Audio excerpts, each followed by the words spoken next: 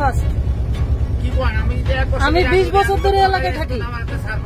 আমি 20 বছর ধরে এলাকায় থাকি কাকা। তা দেখতে পারেন, কিন্তু এই টাকা পয়লা বৈশাখের এর আগে ছিল কমিশনার, এখন কারা নিতেছে? এখন আছে ওই যে পাপ্পুরা। পাপ্পু মানে এই চাঁদাবাজি আর কি, বুঝছি। এই তো এটা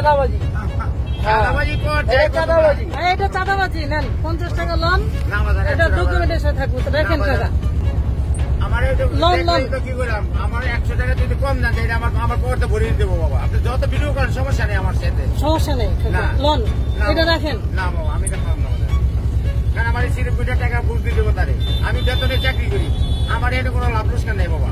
এই বিএনপি যদি ক্ষমতা আসার আগে যদি এরকম ডাকাতি শুরু করে ভবিষ্যতে কি হবে? চাকরি করি বাবা, আমি বেতনে চাকরি করি, আমার এটা কোনো লাভ লোকসান নেই। আপনার জন্য এটা জায়েজ হবে? আপনার জন্য সমস্যা না, আমাদের আপনার জন্য এটা জায়েজ হবে? আমার জায়গায় যদি আপনি চাকরি করেন তাহলে আপনার কি হবে? ছেড়ে দেন, আরেকদিন আইবো না।